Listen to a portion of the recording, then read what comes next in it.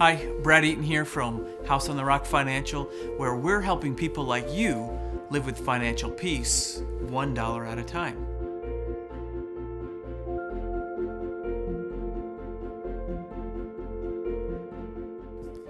Now today is very exciting because this is going to be our first video on training you and equipping you to get yourself into a better financial position.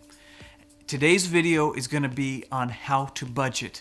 Now, there's lots of resources on the internet that help teach you the mechanics of budgeting. So we're going to talk a very little bit about the mechanics, but just so you get a high-level overview. But what we're going to do is we're going to talk more today about how to prioritize your budget. Now, look, prioritizing our budget isn't always easy. In fact, oftentimes it's very hard. And the reason is because we have so many wants and so many needs and so little money, it seems, right? So we have our money and we just want it to go here and there, and all of a sudden it's gone, and we're thinking, boy, what happened? And sometimes we look back at the past and we think, wow, look at all this money I made, but like, where did it go? What do I have to show for it? Well, as we start to budget and we really start to take control of our finances, we start seeing our equity increase. We start seeing our debt decreasing, our equity increasing. Imagine paying for your next car with cash. Imagine the negotiating power you're going to have with that dealer. And I've got some friends who've done this, and they absolutely love negotiating. They go in with cash and they're like, hey, I'm going to spend this much. I'm not going to spend any more. And I'll tell you, they have gotten some tremendous deals because they're just going with cash. They don't need the financing. They don't need any of that stuff. They're just going in and doing it. This is where I want you guys to end up. And that's why I've got these videos, because I want you to learn all the same things that I learned over time. So, real high level, how do we budget? Well, it's very simple. Mechanically, it's very simple. First of all, we have to start with how much money are we earning? Now, when we do this, we need to think about this in terms of our after-tax dollars. So how much money is actually going into your bank account? So we start there, and then from there, we start filling out our expenses. What are our expenses every month? Well, we have rent or mortgage, we have utilities, we have food, we have clothing, we have transportation, we have personal care, we have just lots of other types of expenses. So what we do is we start filling out our budget with all these different expenses. When we get down to the end, what we want to do is we want to sum up every category and determine, well, how much are we estimating is going to be in our budget. That number that we come up with has to be less than what we're bringing in. If it's not less, then we're just increasing debt. And oftentimes we do this by using credit cards or taking out a home equity loan or what have you. We really want to get out of doing that, because at some point we've got to pay those debts. Someone has to pay them, and it's probably going to be you over time, but you're probably going to pay with lots of interest. We want you, instead of to be paying interest because you're spending the money today, we want you to be able to earn interest because you're investing money today. So that's where we want to flip the script from the typical way that we do things here in America. So how should it be that we prioritize? What are the priorities as we manage our budget? Well, we have to start with the foundation. And the foundation is very simple. There's 4 primary pieces to the foundation. Number 1, shelter. Right? We got to live somewhere. It's very hard to have a job if you don't live somewhere. So this is something where when things get really hard, we need to prioritize our shelter. Sometimes when people find themselves in a really tough spot, they think, oh, but it's so expensive, my rent and everything, I just can't afford it, so I'm going to cut there. That is the last thing you want to do. You can cut a lot of other areas before you cut shelter. So if you're in a home today, but you're having some financial difficulties, do what it takes to pay that mortgage. If you're renting, stay renting. I know that we're drawn in America to want to buy a home, and I will encourage you to eventually buy a home when you're ready. But I have a video that talks specifically about how to know when you can afford real estate and how much you can afford. So when is it the right time to buy a home? So check out that video. It's going to really help you get an overall vision of how best to know when and how to afford a home. So, but if you're already in a home, stay in the home unless it's really challenging. And when you're in that kind of circumstance, just call me, talk to a financial coach, because we can help you sort of navigate when is the right time to sell, or maybe if it just makes sense to stay in your home. All right, so the shelter, we've got to prioritize this, because if we're out on the street, things happen and we just don't want to go there. So that's the first piece of the foundation. The second piece of the foundation is food. We need to eat. It's very hard to work and earn money and try to work on getting ourselves out of a difficult financial situation if we don't have any food. I know how I get when I don't have food, right? I get very cranky. I get hangry, as they say. So food is obviously a very important part of our lives. So we got to prioritize food.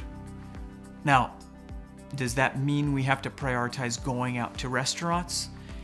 Not really. Here's where I want to really challenge you. If you really want to get out of debt, if you really want to take control of your finances, forget the restaurant. Just eat at home. And I know it's more work, but it is exponentially cheaper to eat at home. And the more you plan for eating at home, the easier it's going to become.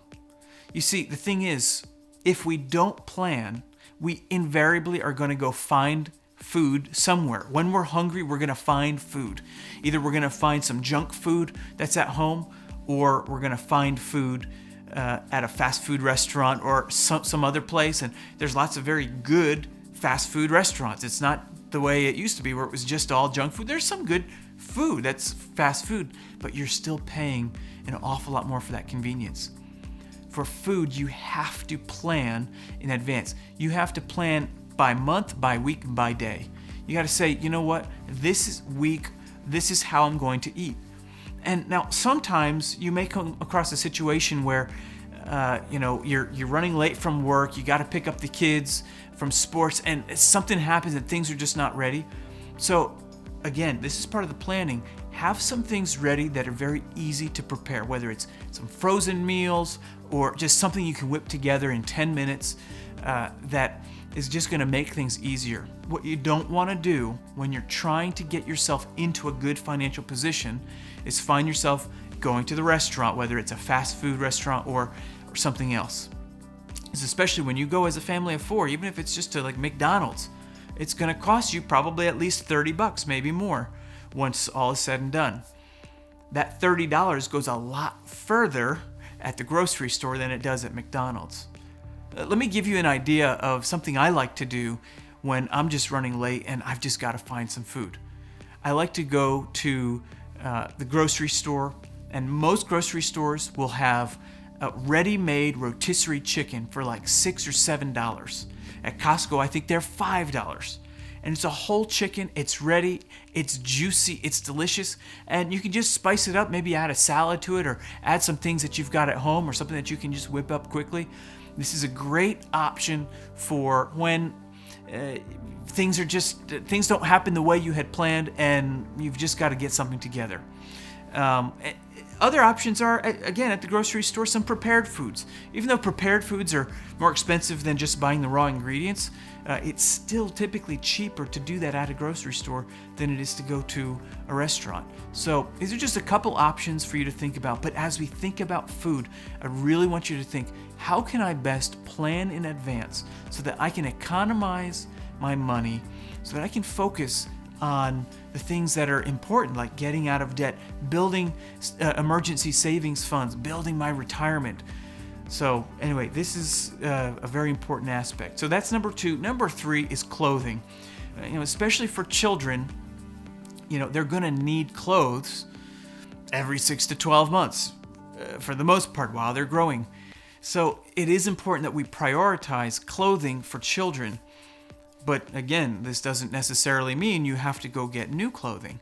Well, if kids are outgrowing their clothes in 6 to 12 months, then there's lots of really good clothing that hasn't been used all that much that's going to be available at various places, whether it's a thrift store or what have you. Maybe even on eBay. You can look on eBay and get clothes.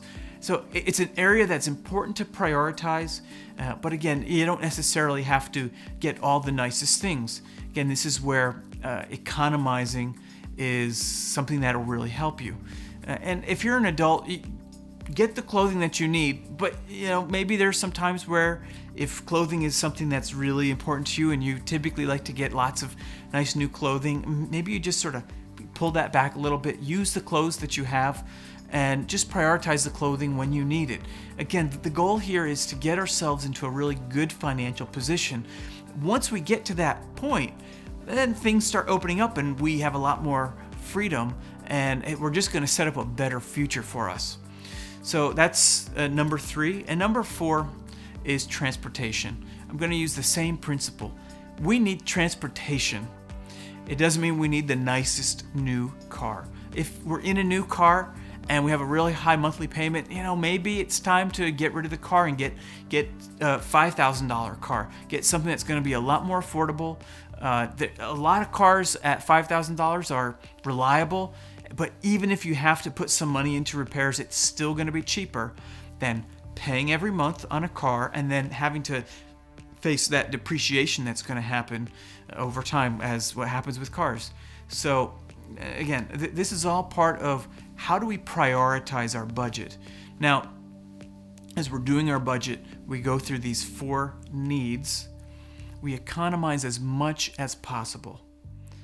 And with everything that's left over, we put those towards the freedom steps. Now, you can check out my video on the freedom steps so that you get a better sense of, what are the freedom steps? How do I prioritize? But remember, we start with the foundation. We prioritize the things that we really need. And after that, we start attacking the freedom steps. And the freedom steps are what's going to enable you to really build your financial future. So, just as a recap, the budget. It's simple. It's just math. It's very basic math. You start with how much you're earning, you put your expenses on there, and then you take whatever's left over and you put it on the freedom steps. Now, I just want to say one more thing. Maybe you have economized pretty much as you can, and the math just isn't working out. Look, this might be the time where you've got to find a way to earn some more money. Now, we're in America. We can earn money so many different ways. It's not just working for minimum wage somewhere. Maybe you're going to go to yard sales and find some things that you're going to sell on eBay.